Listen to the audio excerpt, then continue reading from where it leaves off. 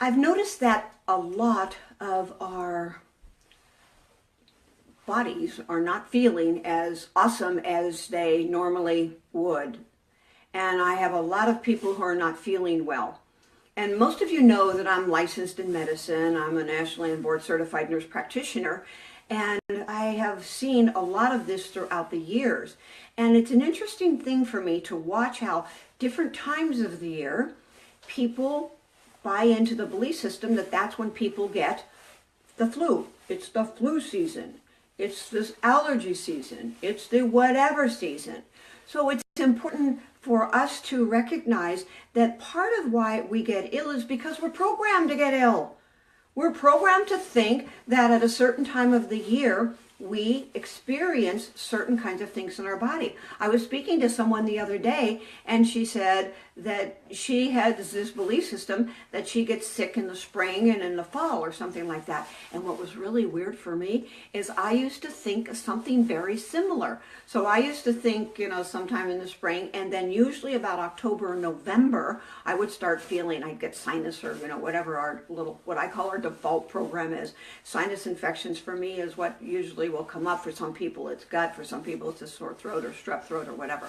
But the bottom line is we are actually creating more of our experience by creating a pattern. The pattern comes from a belief system. So if we have a belief system that our bodies are going to be ill at a certain time of the year, or because we do a certain thing, oh, I can't go out in the rain because I used to hear that when I was little. You can't go out in the rain because that's when you get sick. Well, I'd be dead by now because I live in the Northwest because, it's a belief. It's a thought system. It's important to recognize not only your own beliefs, but what are societal's beliefs. As I was just saying a minute ago, people say we get sick at certain times of the year. What are you going to do about not falling into that pattern of that? And besides that, well, before I go into the patterns, let's talk about what really aggravates our immune system. The bottom line is we only become ill when we are having a lower immune system. So what do you think the most important thing to do? Have a stronger immune system, of course. But what causes our immune system to get low? Stress. Stress comes in so many different forms. Right now, as I'm watching us as a collective, what we're going through is we're going through a tremendous amount of data overload. We're feeling overwhelmed. I don't really know hardly anyone, I know there's a few, but I don't know hardly anyone that is not feeling like, oh my God, I can't keep up. There's not enough hours in the day. I have to do this, I have to do that. And one of the analogies I use is that we are like that CNN channel, and you turn it on and you've got all the data of all of the stocks, and you've got the gold prices, and you've got the NASDAQ thing over after here, and then you've got somebody speaking, then you have a little thing in the background about somebody else who's doing whatever. So, there's like a million trillion data points that are hitting us at once. Truth is, that's happening on levels that we're not even conscious of. So that means that when we walk into a room, we're taking in, because we have very sensitive immune systems. We have very sensitive experiences in our body, but we are not conscious of them most of the time. Therefore, our body is being inundated with certain energies, and these energies have a certain way of affecting us. If they're high vibrating, then they might feel better. If they're lower vibrating, it makes us feel a little heavier, or maybe very heavy. The bottom line is that we must be conscious of what it is that's going on with us. Therefore, what I'm noticing is we have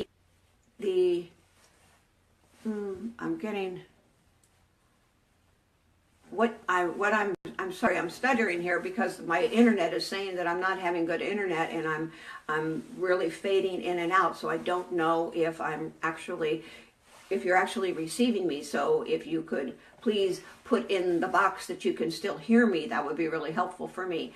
Any of you that can actually hear me and that I'm moving, that would be good, because I can't tell on the phone what's happening.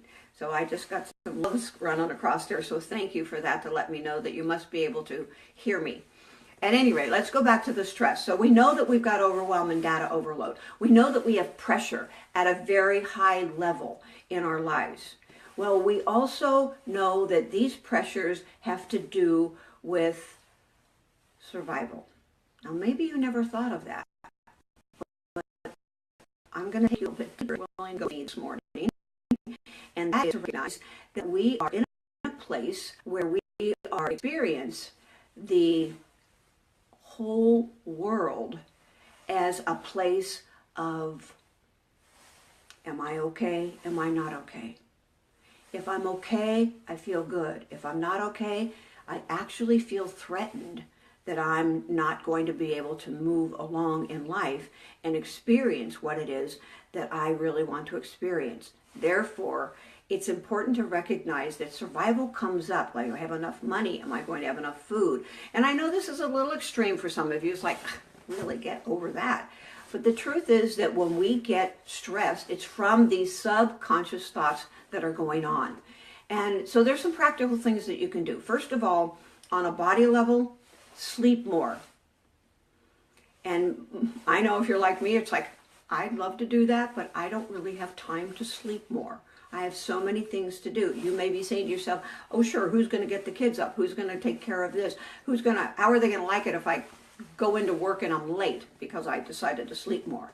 And you have the ability to make your life be what it is that you want to do. Go to bed earlier. Get more efficient with your time. Think about what things you are doing every day that you don't really have to do. What kind of self-imposed limitations are you putting on yourself? This is a big one for me. I make up these deadlines, and this really increases my own personal stress level, is I make up these deadlines and I've got to do this by this very moment. And the truth is that it's not really urgent. It might be important, but it's not urgent. So when you look at your day and you look at your life, are you doing things that really could be put off, especially when you're in a crunch? So think about that. So the practical things means that you reduce your stress level. You can also reduce your stress level by doing the cycle of 5 breathing that I speak about. It's breathing in through your nose to the count of 5, hold it for the count of 5, and exhaling through your mouth to the count of 5.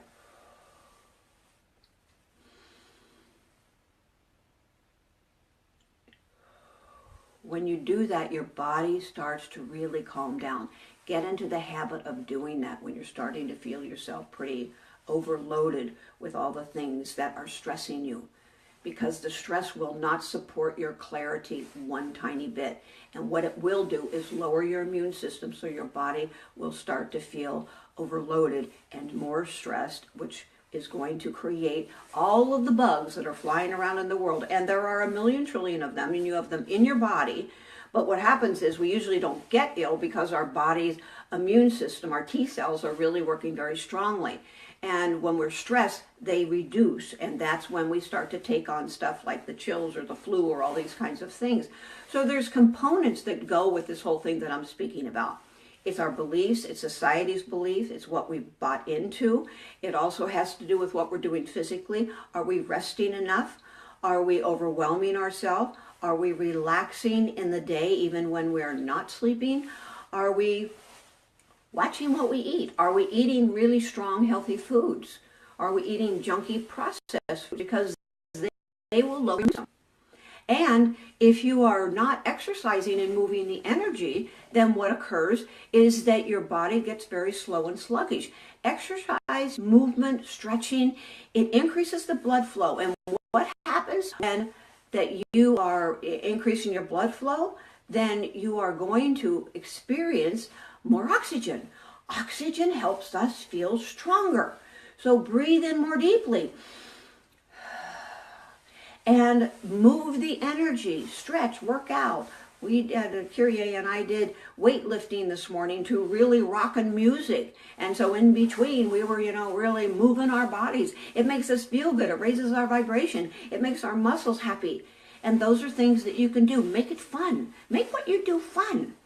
And when you do that, your whole energy, your whole vibration feels better. And the higher the vibration, the stronger your immune system is going to be. So remember that your mindset is very important. Remember that what you're eating, what you're doing, what you're thinking is very, very important. I am so appreciative of you all being here with me. Thank you for sharing. these videos with people that you care about, because these people will be able to have these little moments of wisdom that might make a complete and total difference in their life. So I have a request for all of you. I am looking for a name of what to call these live videos. And one person suggested, what did they say? E's Daily Dose of Life. And you can come up with anything that you can think of. And if you write it right there in the comments, that would be great. Or you could private message me. But if you would do that, I would really appreciate it, because I'm open to your ideas about what it is that you think these could be named that would be general enough, supportive enough, and powerful enough to be able to bring people so they can get how important they are in the world, how important what they think is in the world, how important what they do in the world is. And from there, we will be able to make a change that's not only personal, but it will end up being global.